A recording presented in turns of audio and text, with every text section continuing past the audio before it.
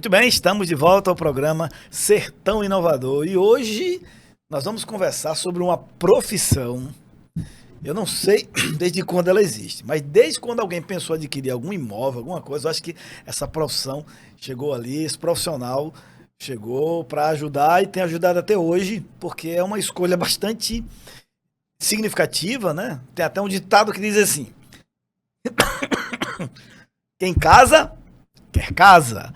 E aí quando você casa e quer uma casa, mas qual casa? E aí tem todo um drama, se você errar nessa compra, meu amigo, você errar nesse aluguel, ele gera um problema, tanto para quem aluga como para quem alugou. Eu estou falando do corretor, mas não serei eu que vou falar sobre essa profissão. Está aqui conosco Jansen, da Mobile Imóveis. Então ele vai falar um pouquinho para nós sobre essa profissão tão importante que é o do corretor de imóveis. Seja bem-vindo, Jansen. Olá, Radamés. Um prazer. Hoje é um dia especial para toda a nossa categoria, né? Rapaz, que coisa boa, hein? Dia do Corretor de Imóveis, 27 de agosto. Esse é o dia que a gente comemora a regulamentação da nossa profissão, que aconteceu em 78. Lei 6.530 regulamentou as atividades imobiliárias e a profissão do corretor de imóveis, mostrando como é que se moraliza, como é que se trata, como é que se acompanha todo o processo da venda, corretagem de imóveis, avaliação de imóveis, está tudo ali inserido nessa lei. E é nela que a gente se tem como parâmetro para poder atuar na nossa profissão. Muito bom. Fala um pouquinho então, como toda profissão, né? Uma profissão tem caminhos, tem formação, você tem que se preparar para isso. Existe graduação, obrigatoriamente tem que ser graduado, não tem que ser graduado, tem. Como é que é essa questão do corretor? Eu quero ser corretor.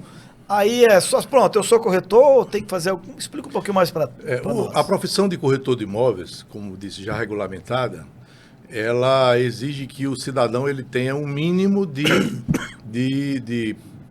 preparação educacional. Por exemplo, ele tem que ter o segundo grau completo.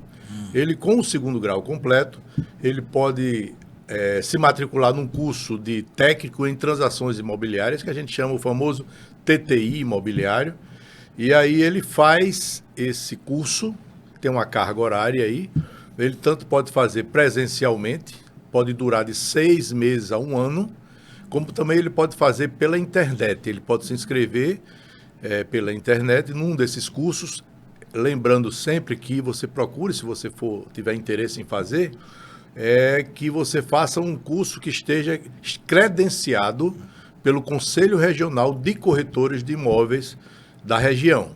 Porque tem alguns cursos que preparam o cidadão para a profissão, mas não regulamenta, não credencia ele para atuar legalmente, né? Não sei com que interesse ele teria, mas tem pessoas que fazem esse tipo de curso apenas para ter uma maior habilidade na área ou então para administrar seus imóveis próprios. Isso é possível também. Mas para ser um corretor de imóveis, ele tem que ter pelo menos o segundo grau completo e se inscrever no curso de TTI e concluindo esse curso, ele se inscreve no Cresce, recebe sua carteira e passa a atuar como corretor de imóveis. Existe também um curso superior de negócios imobiliários. Já existe esse curso, quem quer se aperfeiçoar e se aprofundar mais ainda, ele pode fazer essa pós-graduação, vamos chamar assim, e daí ele sai com uma preparação maior em relação aos assuntos imobiliários. Eu sei que você é corretor. Agora, há quantos anos você está nessa jornada de corretor aí? Peguei ele de surpresa, nem combinou antes, ó. Deixa ele fazer as contas. A gente, quando diz a quantidade de tempo que a gente já está no mercado, a gente também acusa um pouquinho a idade biológica, né? Mas é isso, eu tenho 64 anos de idade e faz 44 anos que eu sou o corretor de imóveis. Eu passei aí de 1981 até 1990, eu passei um tempo sem ser corretor de imóveis. Eu fiz um curso de administração na Universidade Federal em Natal, não cheguei a concluir lá, mas ao mesmo tempo eu também entrei no Exército, passei um tempo como oficial, fui militar durante um tempo, e depois disso eu vim para Mossoró. Quando eu vim para Mossoró, tomar conta de alguns negócios do meu pai médico em Natal, e não tinha tempo de tomar conta de alguns imóveis que ele tinha aqui. Não eram muitos, mas tinha alguns imóveis. E aí eu vim para cuidar desses imóveis, pedi um afastamento e passei aqui. Pensei em passar 3 meses e estou aqui há 35 anos. Ele tinha aberto a Mobile Imóveis em 1981 para lançar um loteamento numa terra dele aqui em Mossoró. Lançou esse loteamento, vendeu, eu vim até ajudar a vender.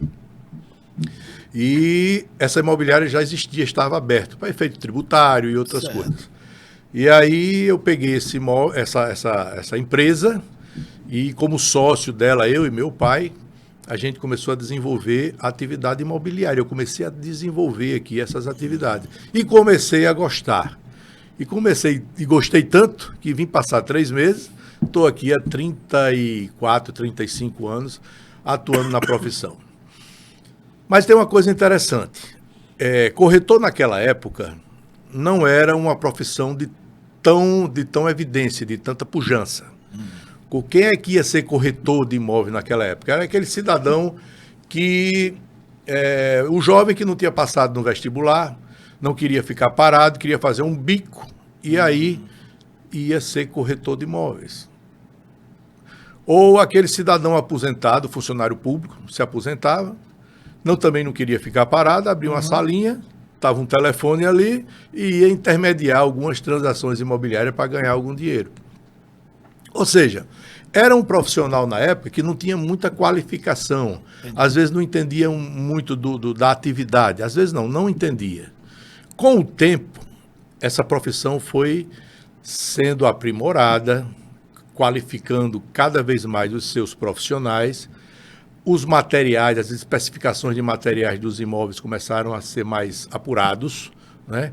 A necessidade de conhecer e identificar o que é um imóvel bom, o que é uma pintura boa, o que é uma cerâmica boa, o que é um acabamento bom. Ou seja, o corretor começou a ser mais exigido. Daí, então, ele começou a fazer cursos, como eu fiz. Comecei a fazer cursos e mais cursos de preparação. E curso de avaliação, curso de vendas, curso da psicologia da venda, curso de várias... De manutenção de coisas dentro da casa. De manutenção e tudo. Então a gente começou a precisar se qualificar cada vez melhor, porque a gente estava exigido nisso. Hoje, para a gente não contar uma história tão longa, hoje o profissional, a maioria dos profissionais, ou eles entendem um pouco de documentos cartoriais, de matemática financeira para calcular áreas de figuras planas, né? Pra você ter uma ideia, o corretor hoje tem que saber avaliar, como eu já falei sobre avaliação aqui desse programa. Ele precisa, para isso, por exemplo, se ele vai avaliar um terreno, ele precisa calcular a área daquele terreno. É muito fácil, em matemática a gente aprende isso. Na época os corretores não sabiam calcular. E ainda tem corretor hoje, infelizmente, tem muita gente boa, Radamés, mas ainda tem corretor hoje que às vezes não sabe calcular uma área de uma figura plana. Um retângulo e um quadrado é fácil, um lado vezes o outro, você tem a área. Mas quando você pega um losango, um trapézio, né? Base maior mais base menor vezes a altura sobre 2, então você tem que calcular. Às vezes a área vem toda irregular, você tem que transformar ela em várias figuras planas e calcular cada figura plana daquela, depois você soma as áreas, você tem a área daquele terreno, aí você pode avaliar. Então o corretor, antigamente, não tinha essa habilidade, não tinha esse conhecimento. E a profissão começou a exigir isso dele. Hoje, aqueles que não têm essa noção de saber ler um documento de cartório, o que é uma procuração, o que é uma escritura de dação em pagamento, o que é uma escritura pública de compra e venda, quando ele não sabe ler direito esse documento, ele tem que estudar, ele tem que se aprimorar. E assim muitos estão fazendo para poder permanecerem no mercado e crescerem também. E normalmente o mercado vai alijando dele aqueles maus profissionais, vão saindo naturalmente, sem precisar ninguém expulsar, sem precisar ninguém tirar. A própria população e o dia a dia do mercado se autorregula. É incrível, né, como Deus faz as coisas. O mercado vai se autorregulando e vai cada vez mais capacitando aqueles que são bons. E os que são bons permanecem. Graças a Deus, eu acho que eu sou um pouquinho bom, porque eu ainda estou no mercado há 44 anos. Eu sei que esse tema ele tem muitos a ser falado, mas a gente, hoje, dentro do nosso dentro do nosso bate-papo aqui, a gente resolveu pontuar o registro, né? O reconhecimento da profissão e a importância da profissão. Vou fazer uma pergunta para a Jansen aqui, ele nem está nem sabendo, mas pegar de primeira aqui, porque eu fico imaginando nessa profissão, eu fico imaginando algumas coisas que provavelmente aconteçam na vida de um profissional positiva. Porque normalmente quem procura um corretor, o cara está querendo comprar uma casa, né? Eu fiz isso quando eu casei, estava procurando um lugar, não tinha uma casa, não tinha um canto. E o corretor, ele realiza sonhos. Talvez ele nem sabe, mas às vezes a parte de sonhos que está ali na mente da pessoa será concretizada numa fala que vai ter com o corretor. Que para o corretor, se ele não tiver sensibilidade, ele pode achar que foi mais só uma casa vendida, a comissão dele, vamos para o próximo. Pode ser que exista ainda essas pessoas bastante frias que não entendem que o lar, amigo, o lar é o seu castelo. Algum tempo atrás a gente morava não, né? Algumas pessoas moravam em castelo e ninguém tinha onde morar. A casa é o seu castelo, é sua pequena nação. A nossa casa é a nossa pequena nação. Ali é um lugar, é um lugar que tem muito significado. Pergunta que eu ia fazer: você já passou por casos assim de realização de pessoa, a pessoa depois ligou depois, ou algum registro de puxa vida, tal, foi com a sua imobiliária, ou foi você mesmo, fulano de tal, algum caso desse tipo, assim, de reconhecimento, que a pessoa depois veio falar da importância daquela aquisição que foi feita? Com certeza, Radamés, com certeza. Eu sou abordado quase que sempre, semanalmente, mensalmente, eu não posso mensurar e precisar com que regularidade isso acontece, mas sempre tem havido elogios. 35 anos vendendo imóveis, quantos e quantas pessoas já estão morando, quantos sonhos já foram realizados, né? A gente lançou mais de 70 loteamentos nesse período, e loteamentos de 1.000 lotes, de 500 lotes, de 800 lotes, que a maioria desses loteamentos estão todos povoados, as pessoas estão morando. Sem falar nos imóveis avulsos, que a gente chama, casas, apartamentos que são vendidos, prédios comerciais, lojas, salas comerciais, propriedades, fazendas, propriedades rurais também. Então, constantemente, Mossoró não é uma cidade ainda tão grande, apesar de estar sendo em ascensão muito, muito forte, mas você encontra pessoas sempre que passam por nós e: Jansen, tudo bem? Eu comprei minha casa a você, isso, aquilo, outro, tal. Quer dizer, não é nem ligando, às vezes pessoalmente, a gente tem essa grata satisfação. A gente teve erros também, a gente comete erros às vezes, e tem gente que é lá insatisfeita, 35 anos vendendo milhares de imóveis. Você não pode agradar a todo mundo. Então, sim, aqui e acolá, alguém reclama porque não era aquilo que queria e tal. Mas hoje em dia, já de um tempo para cá, com a consciência cristã que eu tenho, eu vejo de uma forma muito altruísta a questão do mercado imobiliário também. Quando a pessoa está comprando, é como você disse, ele está realizando um sonho, que é o sonho da casa própria. Carga emocional é lá em Pois cima. então ele vem numa confiança muito grande a nós, para que a gente possa proporcionar para ele um bem-estar com sua família, no seu trabalho, na sua empresa, no seu lar, de uma forma que ele fique satisfeito e ele bata no peito e diga: puxa vida, eu estou botando os meus pares dentro de uma coisa que realmente valeu a pena, e quem foi que contribuiu para que isso acontecesse, para que eu conquistasse esse objetivo? Foi Jansen, foi aquele corretor A, B ou C. Isso deixa a gente muito gratificado. Eu me emociono porque é uma profissão que eu sou apaixonado por ela, e já vi tanta gente, vejo tanta gente dentro das suas casas, criando seus filhos, seus netos. Eu sou avô de sete netos, e eu vejo que valeu a pena. Você tem uma participaçãozinha. Valeu a pena. Está valendo. Está valendo. Eu estou em tá plena ainda, atividade profissional. Eu saio de 7 horas da manhã de casa e muitas vezes chego de 7 horas da noite. Não é só um ativismo, é porque o prazer existe. A vontade de trabalhar e de ver sonhos sendo realizados existe constantemente na minha mente, de uma forma muito, muito cristã, altruística. Isso é bom demais. Então, tá feito o registro. Você que é corretor, parabéns aí pelo seu dia, pela sua atividade. Não se acomode, continue estudando, continue buscando melhorar, porque os consumidores estão sempre buscando casas melhores, atendimentos melhores.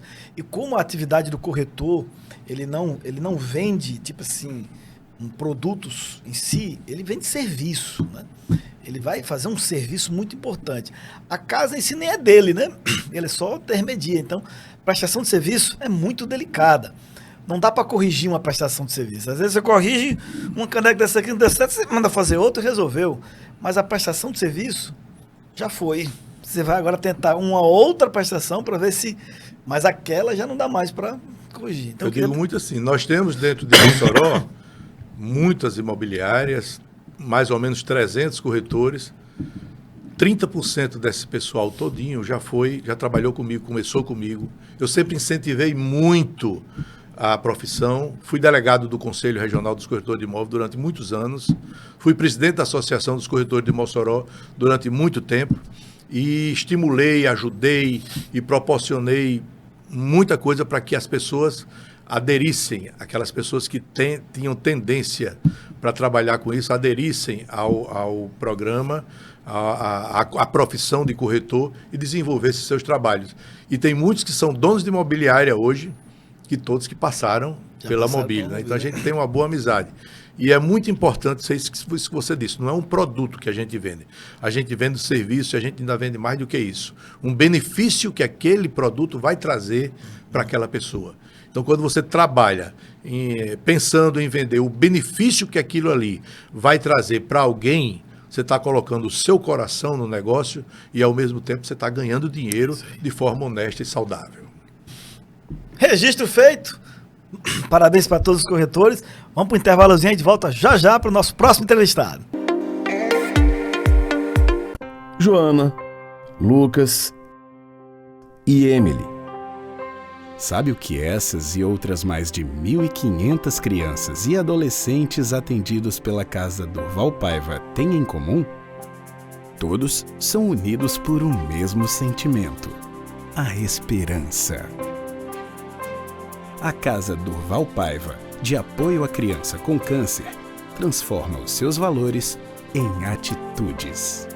Porque, mais do que concreto, a Casa Durval Paiva, de apoio à criança com câncer, é feita de pessoas que amam pessoas. De sonhos que abraçam a fé. De esperança que brota no coração de quem nasceu para vencer desafios.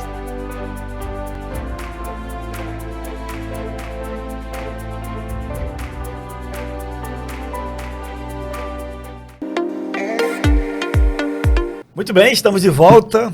Programa Sertão Inovador. E quando a gente fala de inovação, quando a gente fala de sertão, a gente fala de transformação, de melhoria, de avanço, de progresso. Nós convidamos hoje o Djardin, profissional da área de investimentos, na área de finanças. Esse é um setor na empresa muito crítico. E é crítico também na pessoa física. Então, tanto pessoa física quanto pessoa jurídica, esse departamento, essa área, ela é crítica, ela é sensível.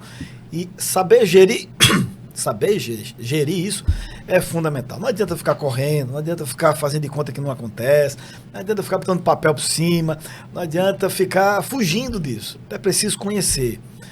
Porque qualquer negligênciazinha neste tema, o arrependimento depois é complicado. Depois talvez nem tenha como corrigir, né? Dependendo da negligência, digamos assim. Então, educação é fundamental nesse processo. Num programa anterior, eu trouxe aqui um livro do João Kepler, chamado Smart Money. Falava justamente como os empresários devem pegar dinheiro. Desculpa. Qual o melhor tipo de dinheiro que o empresário deve pegar para investir no seu negócio? Não basta só ir pegar no banco ali o dinheiro, bota para cá. E o Smart Money, claro, é uma linha mais voltada para o dinheiro para startups, que é fundamental você saber que tipo de recurso você está pegando ali para poder você maximizar o resultado. Não é só pegar recurso por recurso. Daí a pessoa que trouxe o recurso está trazendo o que mais? Conhecimento, rede de contato, tem network ali junto. Porque dinheiro por dinheiro, tem um monte de gente aí querendo oferecer. Pô, o que é que a gente estava querendo mostrar naquele programa? É que você tem que estudar, meu amigo. Tem que ler sobre isso. quero então aqui fazer essa abertura, vai bater um papo aqui também conosco o Jansen, para fazer parte desse bate-papo, não vou fazer uma discussão, desse bate-papo sobre a necessidade desse assunto. Você já fique ligado aí para acompanhar. Seja bem-vindo, Jardão, o Sertão Inovador. Obrigado, Radamés, pelo convite. É um prazer e uma honra estar aqui participando com você e com meu irmão Jansen. Bem-vindo. E vamos lá. Muito obrigado. A gente sempre começa pedindo que antes que o entrevistado fale do tema, ele se apresente. Se ele é da cidade, não é, enfim, um pouquinho sobre ele, para que a gente primeiro conheça o empreendedor, o entrevistado, depois vai para o conteúdo da entrevista. Pois não, meu nome é Desjardins Carvalho, sou moçoroense, nascido e criado, tenho 55 anos de idade e trabalho com educação financeira, notadamente com a pessoa física, né? Então, trabalho os comportamentos que a pessoa deve ter ou desenvolver para entender o jogo do dinheiro, como é que dinheiro funciona. Eu sempre começo dizendo que dinheiro a gente usa, a gente não gasta. Dinheiro é uma ferramenta e como tal deve ser encarada. E eu levo você da dívida ao dividendo, que é o nome da minha mentoria, organiza a sua vida financeira ao ponto de você ter dinheiro sobrando investido para viver de renda. E nas pessoas jurídicas, Radamés, eu faço toda a implementação da gestão financeira da empresa. Então, coisa a pagar, receber, fluxo de caixa, orçamento e outras ferramentas como lucratividade, ROI, ponto de equilíbrio e por aí vai, né? Nós estávamos conversando antes aqui. E aí eu respondo duas perguntas que todo empreendedor deve saber antes de qualquer coisa, que é, quanto é meu custo diário, né? Quanto é que eu tenho que faturar no dia para poder equilibrar minhas contas? E a outra pergunta é, quanto é meu lucro? Que por incrível que pareça, a maioria dos empreendedores não sabe.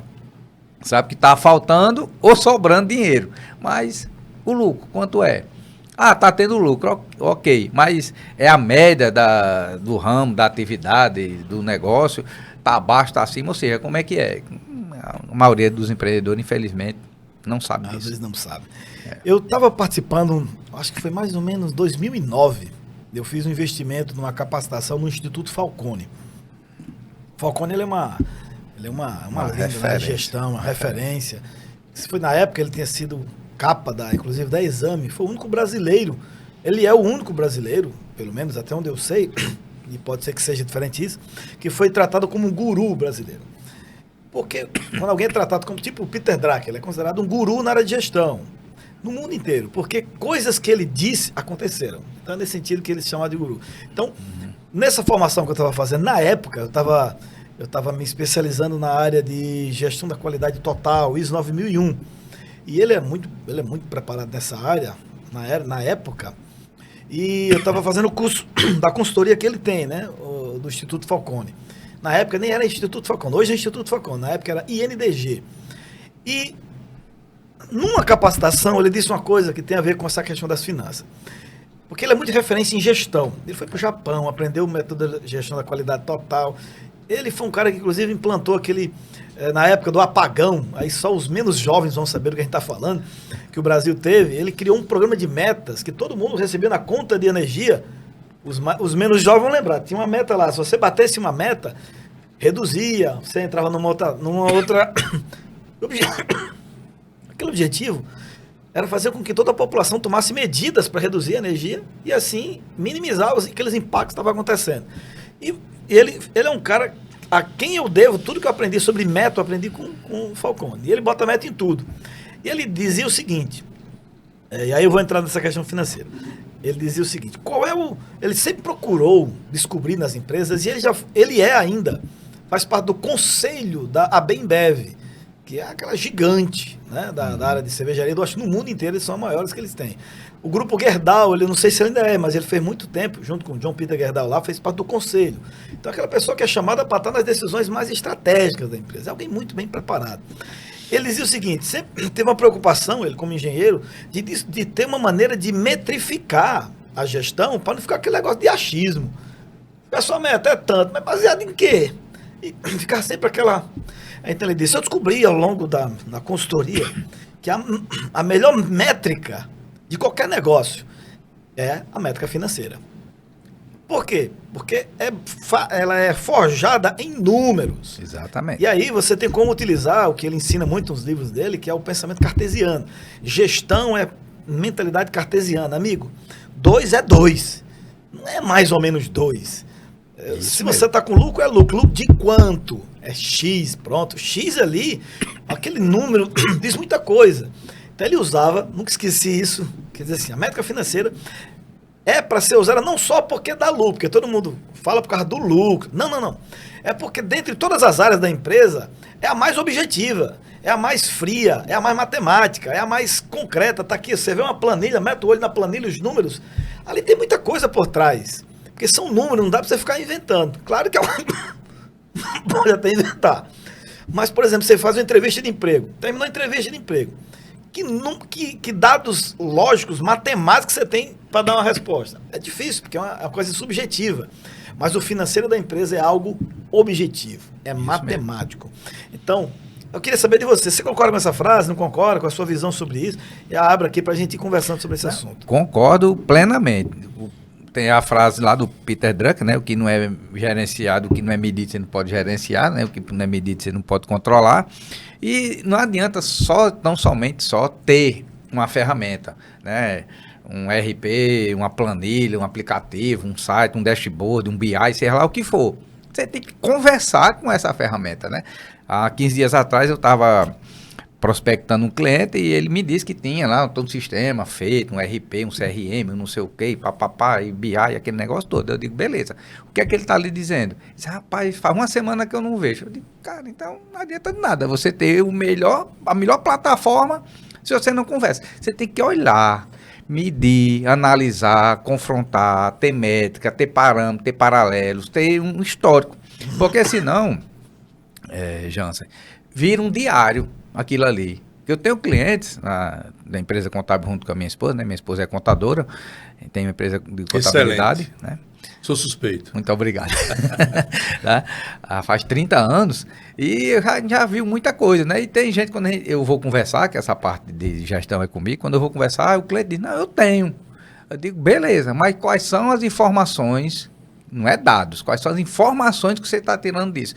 Quais são as informações estratégicas que você está tirando disso? Quais são as informações gerenciais? O que é que você pode planejar dessas informações que você está tirando? Se não vira o diário. O que é o diário? É registro. Aí você vai ver, mês passado eu vendi tanto, certo? Mês passado paguei tanto de energia, ok. Mês passado paguei tanto de folha de pagamento, ok, sim, mas subiu, caiu, está melhor, pior, o que foi que aconteceu?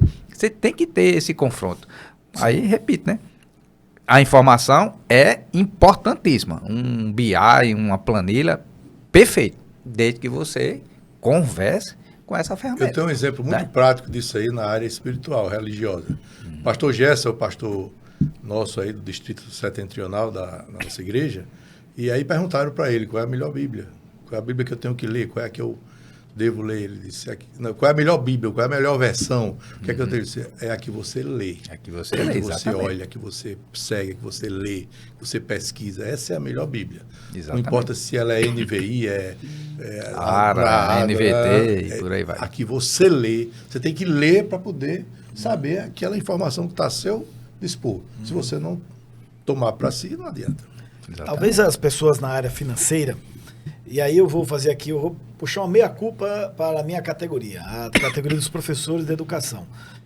Não tem muita formação boa nessa área. Eu tenho formação em administração, e eu percebi, até hoje, eu fui professor do curso de administração, um bom tempo, depois eu saí, fui outras atividades, e eu vi o desespero da maioria dos professores, e mais desesperado ainda os alunos, quando era a disciplina de matemática financeira, para estudar aquele assunto. Praticamente só quem trabalha em bancos tem uma formação razoável na área, o restante é um sofrimento para saber calcular as coisas, para entender direitinho como é que funciona a gestão financeira. Isso eu estou falando de quem foi para a faculdade. E a maioria dos empresários, que nem foram, amigo, mas tem no dia a dia aquele movimento acontecendo o tempo inteiro. Eu me lembro de um caso uma vez, e eu até entendo, acho que hoje deve ter pessoas assim também. Na época, acho que é 2004, 2005, eu estava no Sebrae, era consultor de um projeto que tinha lá no Sebrae, e nessa consultoria a gente ia perguntar como é que estava, fazer diagnóstico. E né, numa das visitas, o empresário disse assim, ó, faça o diagnóstico, depois você me dá o resultado. Aí eu, essas entrevistas, né, começa a sei o que, tal, como é que tá isso, tal. Aí passou uns 15 dias mais ou menos, aí eu falei para ele, tô com pronto para levar o resultado. Aí ele disse, vem aqui. Aí eu fui. Quando eu fui começando o relatório, eu disse, vamos fazer o seguinte, diga não. Aí eu, por que não, homem? Não, diga não. Por que não? Cara, é o seguinte, eu tô comprando as coisas, não tô devendo a nenhum fornecedor, eu não tô devendo a ninguém. Então, amigo, tá funcionando. Tá tudo certo. Tá tudo certo. Porque diz assim, o que me deixa preocupado é quando eu tô devendo. Ah, eu não durmo, eu fico nervoso. Mas as minhas contas para pagar estão em dias, tem aí os a receber, tal. Então, não me diga não. Eu disse, por quê? Eu não sei o que é que você vai dizer. Vai que você me diga uma coisa que eu não queira saber. E às vezes, de fato, às vezes a empresa ela está financeiramente bem, está até pagando, mas economicamente quebrada. Exatamente. E às vezes ela pode estar economicamente bem, mas financeiramente no vermelho, sangrando e tal. E aí eu disse, mas rapaz, quando você conhece o estado de uma enfermidade, você tem como corrigi-la. Se tu tiver com câncer, vai servir um band-aid? Não, amiga, é quimioterapia. É melhor a gente nem saber. Aí ele brincou, né? Deixa eu morrer sem saber, tal. Mas brincadeiras à parte, realmente eu escutei isso, eu disse, não, tranquilo, não, deixa pra lá, vamos mudar de assunto, vamos falar de outra coisa, porque na ocasião, então assim, eu acho que isso, não sei se vocês já passaram por isso ou não, mas esse tipo de situação da pessoa às vezes não querer saber. Às vezes ele não sabe mesmo, e até se ele souber, ele talvez não saiba como dar sequência naquilo. Da importância de profissionais que ajudem nesse sentido. É porque, Radamés e Jansen, e querido amigo telespectador, receba, tá? Põe amor nas minhas palavras. Nesses anos meus de experiência, eu já detectei que tem 3 tipos de dono de empresa. Na minha visão, já classifico. Tem o comerciante, tem o empresário e tem o empreendedor. Tá. O comerciante é mais ou menos esse cidadão que você falou aí, Radamés. Compra, vende, deu certo, sobrou R$50, pronto, dá tudo certo, tranquilo e calmo. Por quê? Porque na cabeça dele tá tudo certo, que ele comprou, vendeu, comprou, ganhou. Ok, esse aí é o comerciante, só sabe comprar e vender. Tem o empresário, que é o empresário. É o cidadão que aprendeu a comprar e vender, aí botou um negócio, uma empresa, tem um CNPJ, morreu aí, acabou-se. É o empresário. Tem alguém trabalhando para ele. Continua comprando e vendendo. Aí delega tudo. Não sabe do financeiro, não sabe nada. Ele é o comercial. Por dentro tem uma equipe de venda, não. Continua ele, dono do CNPJ, mas é ele que compra, ele que vende, ele que faz tudo. Depois que ele compra e vende, alguém tem que tomar de conta. Empresário. Mas tem um empreendedor. O empreendedor não. O empreendedor se qualifica, gente. O empreendedor vai aprender as técnicas de negociação, as técnicas de gestão, vai aprender fluxo de caixa, vai aprender orçamento, vai aprender de pessoas, gestão de processo, vai querer uma ISO 9001, que eu também sou auditor líder da ISO 9001, entendeu? Então, vai ver a empresa como um negócio que efetivamente não é um CNPJ, é um negócio. E como tal, deve ser gerido em todas as áreas. O comercial, o financeiro, a gestão de pessoas. Quer dizer, ele vai delegar, mas vai monitorar tudo isso com conhecimento de causa. E ferramentas de controle, de gestão. Ele não vai pura e simplesmente só dela. Ele tem o controle de tudo da coisa. Ele sabe o que é que está acontecendo, né? É aquela situação que a gente chega em algumas empresas, o caba tá lá no canto dele, na salinha dele, com as paredes de vidro, você chega lá no birô dele, deve ter um notebook ou então um celular dele e pronto. O birô não tem gaveta, não tem um computador, não tem nada. Aí o cara passa o dia fazendo o que aqui? Que não tem nada em cima do birô. Ele está fazendo a gestão da empresa. Está pensando. E outra coisa, o empreendedor que se preza, ele pensa da porta para fora. Quem é que está pensando na expansão da empresa? Deve ser e tem que ser o empreendedor. Se o caba é empresário, ele vai querer ver o dia a dia da empresa. Hoje vendi quanto? Hoje tem o que para pagar? Hoje terminou. Abra o caixa aí, menino. Sobrou quanto? R$100. Graças a Deus. Pronto, amanhã é outro dia. Ele vai ver da porta para dentro. O empreendedor não, vai ver da porta para fora. Então, ou você é comerciante, ou empresário, ou empreendedor, viu? Na minha visão, né? Jardim, uma pergunta bem básica. O cidadão tem um dinheiro hoje, ele não precisa ter muito dinheiro para poder investir, não, né? Então eu queria saber qual é o mínimo que ele tem que dispor para começar a fazer seus investimentos e qual o perfil, por exemplo, qual o tipo de aplicação que ele tem que fazer. Tá. O que é fundo de renda fixa, o que é fundo de renda variável. Cita alguns exemplos, por favor, disso aí. Pois não, vamos lá, fazer aqui um overview. É uma pergunta aqui, básica, mas muita gente abrangente. precisa... Vamos lá. Os investimentos se classificam de 2 tipos, renda fixa e renda variável. Renda fixa, você sabe quanto vai receber e quando vai receber. CDB, Tesouro Direto, fundo atrelado a Selic, por exemplo, um LCI, um LCA, uma letra de câmbio, uma letra de crédito. Tudo isso é Rendimentos previsíveis, renda fixa. né? Não é nem previsível, é rendimento certo. Certo. Por exemplo, você compra um CDB no banco, você está emprestando ele para o banco. Então o banco vai dizer para você, ó, me empreste R$1.000, que daqui a 3 meses eu vou lhe dar 1.200. Você vai ter R$200 de ganho. Em cima desses R$200, você vai pagar só a título de exemplo, tá, pessoal? A conta não é, só para vocês entenderem. R$15 de imposto de renda e R$8 de IOF. Só a título de exemplo, tá? Didático. Então, você já sabe que daqui a 3 meses, você vai receber 1.200 menos imposto de renda, menos IOF, tanto. Então, você já sabe. Entendeu? Então, não é previsível, é certo. Ok? E tem a renda variável. A renda variável é risco. Ações, fundo multimercado, fundos imobiliários, dólar, índice, criptomoedas e por aí vai. Qual é o valor mínimo para se começar a investir? Depende do que você quer e da estratégia que você vai usar. Mas, via de regra, com R$10 você já começa. Tem um fundo imobiliário que eu gosto muito, que é o MXRF11. M de Maria, MX, R de rato, F de faca, 11. Baratinho, R$9 em média. Paga mais de 1% ao mês, paga 10 centavos todo mês. Então, é só você fazer a teoria do triângulo aí. Quanto mais você tiver, mais você vai ter de rendimento. Com detalhe, isento de imposto de renda. Então, eu costumo dizer que não tem desculpa para você não investir. Não tem desculpa, porque com R$10, você consegue começar a investir. O Banco C6... E quando fazer, fixa ou variável? Depende da estratégia que você quer. Por exemplo... Perfil também, né? Se você é uma pessoa mais... Né? Tem a ver com isso, né? Se você quer proteger o dinheiro, renda fixa. Se você quer que ele prospere, renda variável, né? Aí, pegando o gancho aqui que Radamés falou e lembrou que eu ia falar por último, que é o seu perfil.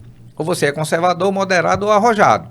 Então, conservador é aquele caba que o medo de perder é maior do que a vontade de ganhar. Então, ele vai para infeliz da poupança, começa e... Poupança não é investimento. Anote, poupança não é investimento. Você perde dinheiro, você deixa de ganhar, ainda perde dinheiro na bendita caixa de poupança. Tire seu dinheiro da caixa de poupança, em nome de Jesus, tá? Vai para a poupança e vai para a renda fixa. O moderado aceita um pouquinho de risco. Então ele bota ali 70%, 80% do recurso dele na renda fixa, 20%, 30% na renda variável. O arrojado, como eu, não, vai para a renda variável. Então, é 80, 20, 70, 30 na renda variável. Por quê? Porque quer que o dinheiro prospere, que o dinheiro cresça, que o patrimônio financeiro aumente, certo? Depende, repetindo, do seu objetivo e também do seu perfil. Não adianta você querer que seu patrimônio financeiro aumente, que é renda variável, se você tem medo de perder o que tem. Então, nunca essa conta vai bater, porque o seu psicológico não aguenta nem ouvir dizer que a qualquer momento aqueles R$1.000 que você botou pode se transformar em 500. Vou dar um exemplo para vocês aqui, né? Eu comprei ações da Azevedo Travasso. Comprei por R$1,06. R$1,06 uma ação da Azevedo Travasso. Fez uma negociação, corri tal, cindi uma empresa, foi uma parte para um lado, outra parte para o outro, e tal. Foi o que aconteceu com essa ação. Hoje ela vale 53 centavos. Exatamente a metade. Então, de cada R$1.000 que eu investi nela, perdi 530. Aí uma pessoa que é conservadora aguenta um negócio desse? Não aguenta. Vê seu patrimônio cair pela metade, a pessoa infarta no outro dia.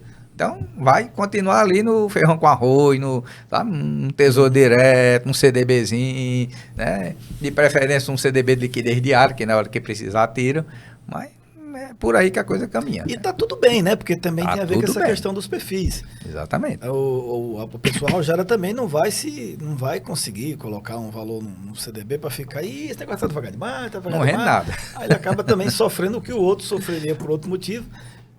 O importante é a pessoa se descobrir, né? Se conhecer e desenvolver. Eu acho que tem um trabalho de educação enorme. Era para existir, igual como tem o Sertão Inovador, era para ter programas de podcast só sobre isso. Porque a gente está um déficit muito longo, muito grande, muito grande. Os Estados Unidos, nesse exemplo, os Estados Unidos está lá em Marte já, estão lá em Marte, porque quase todo mundo sabe o que é investimento, já aprende desde cedo. Vamos falar em números. Vamos, cortando sua palavra, mas vamos falar em números. Aqui no Brasil, 5% da população investe na Bolsa. 5%. 5%. Nos Estados Unidos é 60%. Lá nos Estados Unidos, uma empresa contrata um funcionário dentro do pacote de benefícios, que engloba salário e outras coisas a mais. Uma parte é dólar, dinheiro, outra parte é ações da empresa. O empregado já recebe ações da empresa em forma de pagamento de salário. Por quê? Porque a cultura dele lá é investir em empresa, investir no mercado financeiro, tá?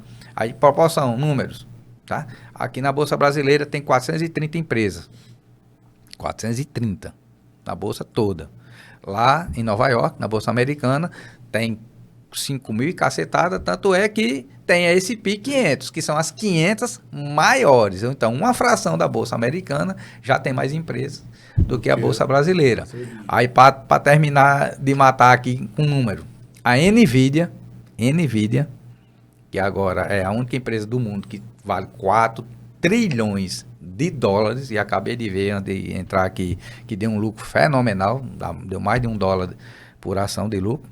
Ela sozinha vale mais do que a Bolsa Brasileira. Você vê o quanto nós temos aí terreno para avançar. Pensou. É um mar azul aí para a gente desbravar. E o Bitcoin? O Bitcoin não digo a moeda do futuro, é a moeda presente. Tá? A Trump está desenvolvendo um programa lá muito arrojado em tornar o Bitcoin mais... As criptomoedas de uma forma geral e o Bitcoin especificamente mais usual, né? El Salvador já adotou o Bitcoin como moeda, acabou a moeda local e usou o Bitcoin como moeda. Tem alguns países que já estão fazendo de parte, né? Uma parte é a moeda local, outra parte é o Bitcoin. Agora, é uma brincadeira, como eu costumo chamar, para gente grande. Para gente grande. Quem não entende, principalmente quem é conservador e moderado, aí eu vou usar, olhando para você aqui, não invente. Não invente. Se aquete. Se aquete. O Bitcoin estava $120 mil há poucos dias atrás, hoje está 111 mil. Caiu $9 mil. Tem projeções que em 2030 ele vai valer $1 milhão, né? Já rompeu a barreira dos $50 mil, depois agora dos $100 mil, que era uma coisa que estavam projetando para daqui a alguns anos. Já estão projetando que vai valer $1 milhão em 2030, daqui a pouco. Mas aí a questão é, você tem estômago, nervo para aguentar isso aí, né? Eu tenho um amigo que, ele investidor também, em outubro do ano passado, ele realizou, como a gente chama, né? Vendeu todas as posições dele e comprou tudo em criptomoeda, notadamente o Bitcoin. O Bitcoin na época estava $82 mil. Aí ele dizendo isso para mim, eu digo, homem, você tá doido fazer um negócio desse? Não, não preocupe não, que em dezembro agora, rapidinho vai chegar em $100 mil. Realmente chegou, bateu os 120 mil. Então ele já teve um lucro gigantesco, né? Dependendo do valor que ele já aportou. Caiu para 111, baixou para 90, há 2 meses atrás estava rondando ali os 89, 90, ou seja, voltou para outubro do ano passado. Então é muito volátil. Então criptomoedas, eu não aconselho ninguém. Nas minhas mentorias, eu só digo que existe. Não incentivo ninguém a investir, porque se eu for incentivar, eu vou ter que dar uma aula pro cara.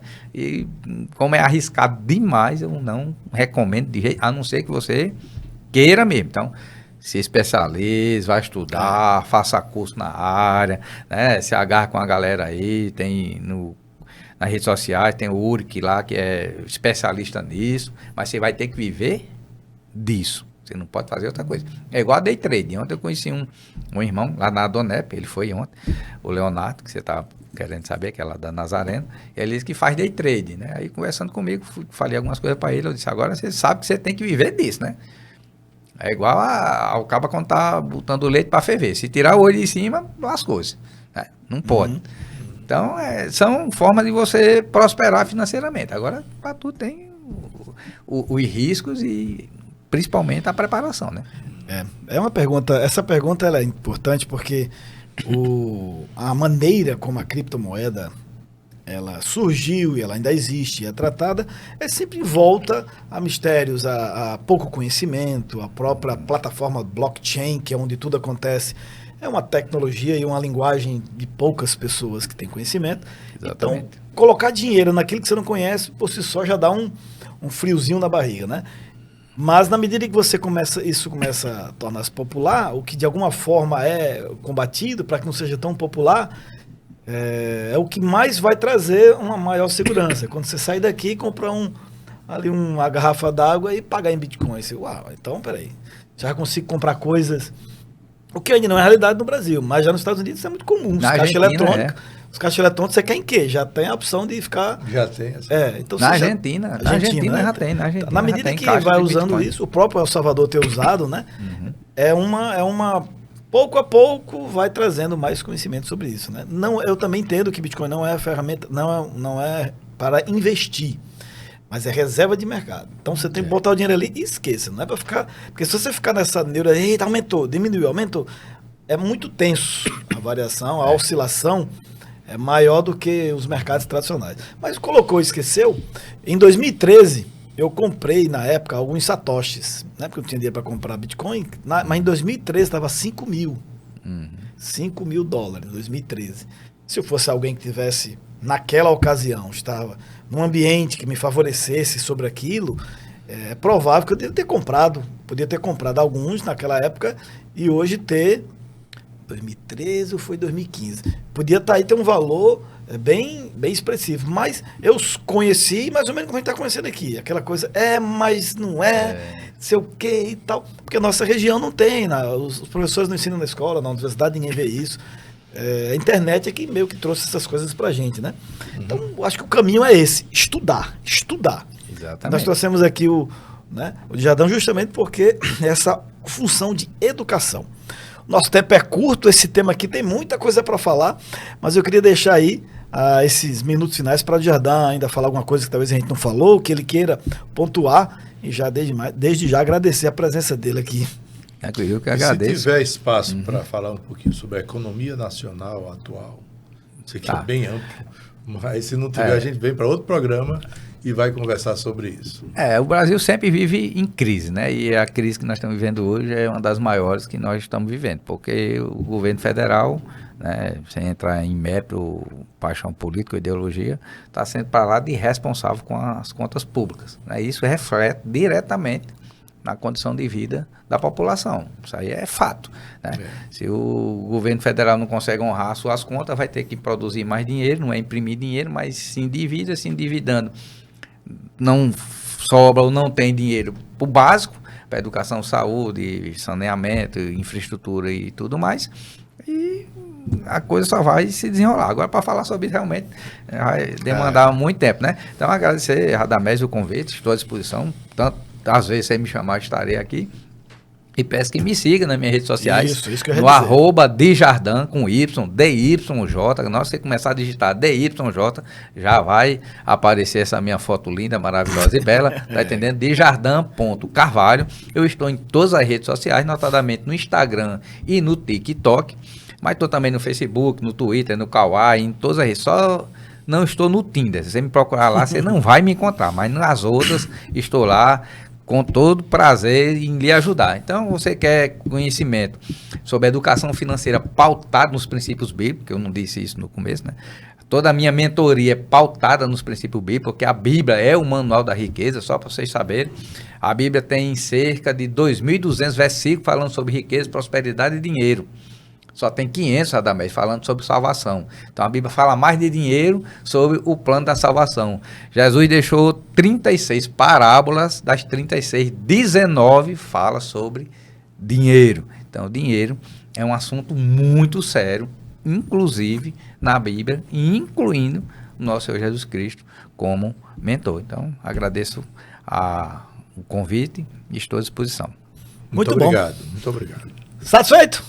Totalmente. Então vamos encerrar nosso programa de hoje, agradecendo a sua participação. Participe, entre lá no Instagram, Sertão.inovador, faça suas observações, sugestão de pessoas para a gente também entrevistar. Esse programa tem o objetivo de trazer conhecimento e conexão. Esses dois Cs são fundamentais aqui para nós. Tchau, até a próxima edição.